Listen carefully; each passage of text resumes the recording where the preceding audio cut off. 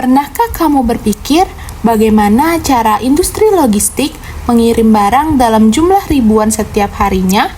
Apakah mereka memanfaatkan tenaga kerja secara manual atau adakah alat yang dapat membantu mereka dalam memindahkan barang dari satu tempat ke tempat lain? Yuk kita bahas sama-sama. Halo guys, perkenalkan nama aku Damar Kusuma Wijaya dengan ujung NIM 050. Di sini aku berperan sebagai presenter. Nah, sebelumnya kalian pernah lihat alat ini nggak sih? Nah, kalau udah pernah lihat, kira-kira kalian tahu nggak sih nama alat ini itu apa? Cara kerjanya bagaimana? Prinsip kerjanya bagaimana? Terus juga diaplikasikannya pada industri apa aja? Nah, jadi nama alat yang tadi itu adalah roller conveyor guys. Di video kali ini, aku dan teman-teman aku bakalan bahas lebih lanjut nih tentang si roller conveyor itu tadi. Selamat menonton. Halo guys, aku Rido. Jadi sebelum kita ngobrol lebih lanjut, kita bakal bahas dulu pendahuluannya lah gitu. Soalnya roller conveyor ini apaan sih? Nah, roller conveyor itu adalah sebuah unit operasi yang digunakan untuk memindahkan material dari satu tempat ke tempat lain gitu.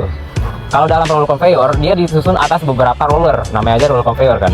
Roller conveyor ini khusus untuk memindahkan unit-unit sistem yang bawahannya itu tuh permukaannya itu rata. Jadi seperti kardus ataupun karung gitu. Selain itu, roller conveyor juga dipilih karena dia bisa diintegrasikan dalam berbagai unit sistem dan juga sifat fleksibilitasnya dan juga reparasinya yang terbilang cukup mudah. Softam itu adalah panduan pertama sebelum kita melakukan analisis yang rumit.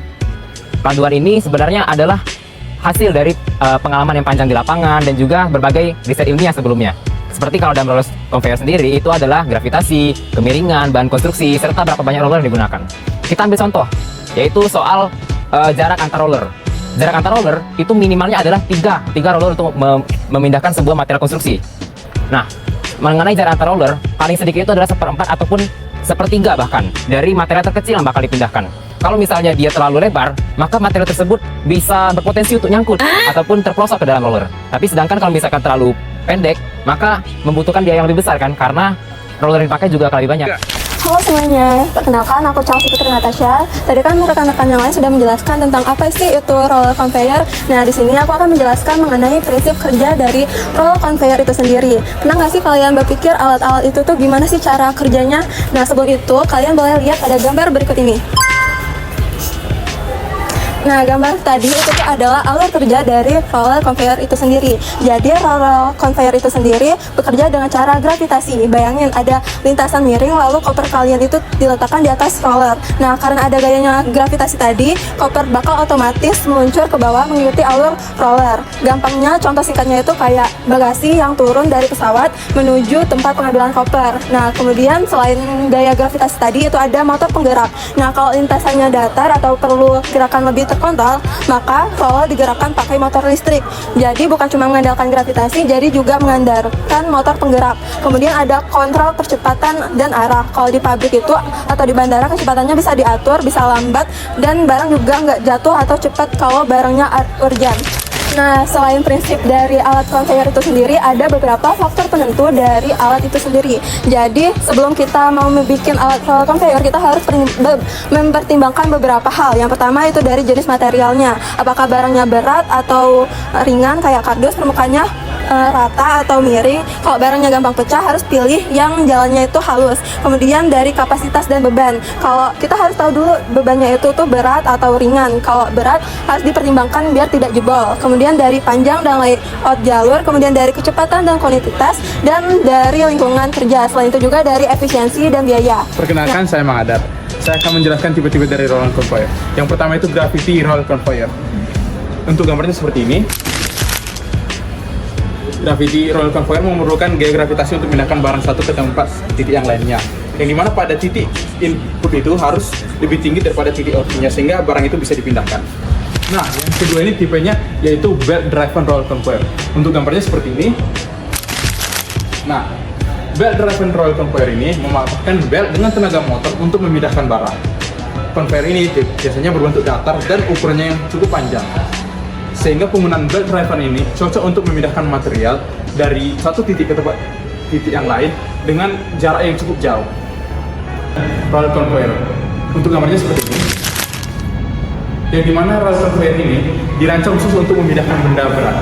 rantainya ini digerakkan oleh motor, dan roller conveyor ini memberikan efisiensi tenaga untuk memindahkan benda berat dari satu titik ke tempat titik yang lain. Untuk tipe keempat roller conveyor yaitu line shaft roller conveyor. Untuk gambarnya seperti ini. Line shaft roller conveyor digerakkan oleh poros berputar yang terhubung ke sistem penggerak dan belt menggunakan sebuah kumparan yang masing-masing dipasang pada roll. Line shaft roller conveyor dapat bergerak dua arah yang disesuaikan dengan kebutuhan produksi, sehingga sangat cocok untuk proses penyortiran barang dengan beban yang ringan hingga yang sedang. Halo semuanya, aku Anissa Gita Utari. Nah, jadi kan tadi sebelumnya udah ada penjelasan tentang prinsip kerja dari roller conveyor. Nah, penasaran nggak sih industri apa aja yang menggunakan roller conveyor untuk menunjang proses mereka? Yang pertama adalah industri logistik. Industri logistik ini menggunakan roller conveyor sebagai alat pemindah barang secara otomatis. Seperti yang kita ketahui, industri logistik itu mendapatkan atau mengirim atau menerima barang setiap harinya dalam jumlah banyak, sehingga mereka menggunakan roller conveyor untuk memudahkan prosesnya. Yang kedua, ada industri pertambangan. Industri pertambangan menggunakan roller conveyor sebagai alat pemindahan material seperti batu dari suatu tempat ke tempat-tempat tertentu, seperti tempat penyimpanan ataupun tempat penimbunan.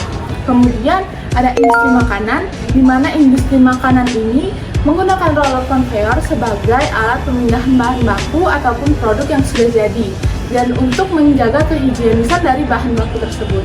Lalu ada industri farmasi dalam penggunaan produksi obat-obatan. Industri ini menggunakan roller conveyor untuk menjaga kontaminasi, menghindari kontaminasi dari bahan-bahan tersebut. Kemudian ada pabrik batching. Pabrik batching menggunakan roller conveyor untuk memindahkan semen, kerikil ke tempat pengisian ataupun pengiriman. Dan yang terakhir itu adalah industri manufaktur. Industri manufaktur menggunakan roller conveyor untuk memindahkan bahan jadi ataupun bahan yang masih mentah ke tempat tertentu. Nah, dari aplikasi tadi, penasaran nggak sih gimana perhitungan tentang roller conveyor? Yuk simak selanjutnya. Nah, jadi tadi kan kita sudah membahas tuh teman-teman bagaimana pengaplikasian roller conveyor ini di lapangan maupun di industri ataupun dimanapun itu. Nah, sebelumnya kalian kepikiran nggak sih sebenarnya ketika kita ingin membuat alat yang seperti itu hanya dibikin saja atau ada perhitungan khusus agar alat itu bisa bekerja secara efisien. Nah, jadi sebenarnya untuk membuat alat roller conveyor ini itu kita juga membutuhkan perhitungan yang tepat teman-teman. Perhitungan yang tepat ini dilakukan agar alat ini bisa bekerja secara efektif dan juga mengoptimalisasikan kerjaan alatnya, tetapi juga minim resiko. Apa aja sih perhitungannya? Nah, jadi untuk perhitungan yang pertama itu adalah perhitungan beban. Kapasitas beban maksimal itu dapat dihitung berdasarkan kekuatan roll, jarak antar roll, dan juga rangkanya. Nah, jadi perhitungan selanjutnya yaitu ada jarak roll, perhitungan kecepatan, kebutuhan daya, perhitungan torsi, terus defleksi dan stres, dan yang terakhir yaitu faktor keamanan nih teman-teman. Jadi perhitungan-perhitungan yang tadi itu harus dilakukan secara efektif agar bisa mengoptimalkan kinerja si roller conveyor ini dan juga tentunya minim resiko teman-teman. Nah, jadi kalian udah nggak bingung lagi kan tentang bagaimana sih prinsip kerja alat ini, digunakan untuk apa aja dan lain-lainnya. Nah, semoga video yang kami buat ini bisa bermanfaat untuk kita semua. Selamat menonton dan terima kasih. Dadah.